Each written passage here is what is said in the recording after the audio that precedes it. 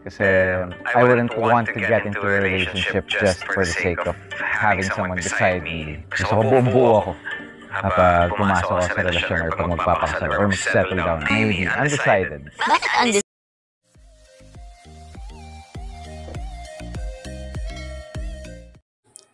Guys, ito lang masasabi ko porkit ba sinasabi ni Paolo Avellino sa interview na undecided sa lahat. Kumbaga, ang ibig sabihin ni Pao na gusto niya pumasok sa isang bagay, relasyon, gusto niya yung buong buo, settle down, yung kumpleto na, walang problema, walang hassle. Yung iba kasi sinasabi dito na kaya Kimi, huwag ka nang umasa kay Paolo kasi mas gugustuhin pa ni Pao na 16 hours maglalaro kaysa sa relasyon. Ibig sabihin, Kimi, pagkatapos ng movie nyo, wala na.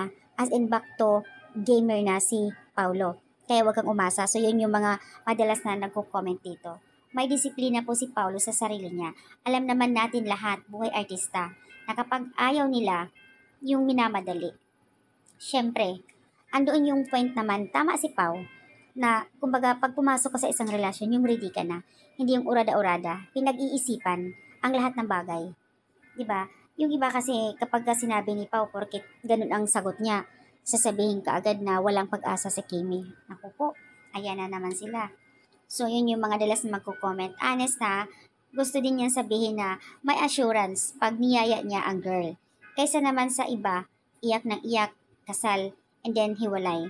Mas maganda na yung ganun na ginawa ni Pao na mas nakakasigurado siya buong buo, masitil down ng babae na kaya na niya talaga. So, ibig sabihin, sa ngayon, girlfriend lang muna or whatever tawagan nila.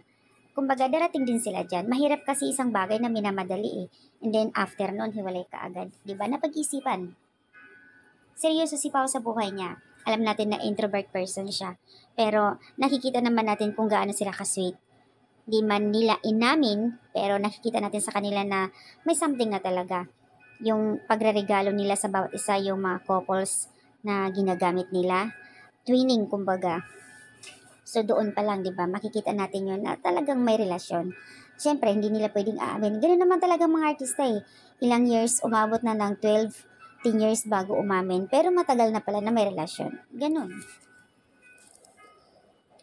At least, alam natin na stand ni Paolo talaga. So, ayon sa iba, let go of Kim since undecided ka pa. At hindi ka pa buo. Let Kim find her true happiness. Grabe naman. Gusto mo talaga na mag-decide ka agad na okay, pakasal, whatever, kung anong mayroon. Sa ngayon at now, kumbaga undecided pa, hindi pa sure. Kasi wala pa nga silang umamin eh. Hindi pa nga sila umamin na may relasyon eh. Pero nakikita lang natin sa galawan nila, di ba? So, ayan, I think we should see this as a green flag instead of a red one. Ibig sabihin, hindi siya sugod ng sugod for the sake na masasabi lang na may girlfriend. Karamihan ng mga lalaki, puro lambing, puro mahal kita agad. Ibibigay ko sa'yo buong mundo, tapos, ayun, pakasalan, yung pala sa huli, hiwalay. So, ang ending, mag-cheat-cheat na lang, ganon. Kaya nga, mas maganda yung sagot ni Pawe na, kumbaga, pinag-iisipan yung isang bagay, pumasok sa isang bagay, kailangan ready na, buong buo na, settle down na, kumpleto na.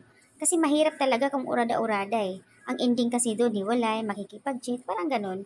So, yung iba dito, yung sagot ni Pao, hindi pabor, yung iba naman, pumapabor. Nakakaloka lang minsan yung mga comment ibang netizens. Hindi talaga nila minsan naiintindihan. Pag sinabing undecided, hindi mahal daw si Kimi. Ganun ba yun? Grabe naman sila.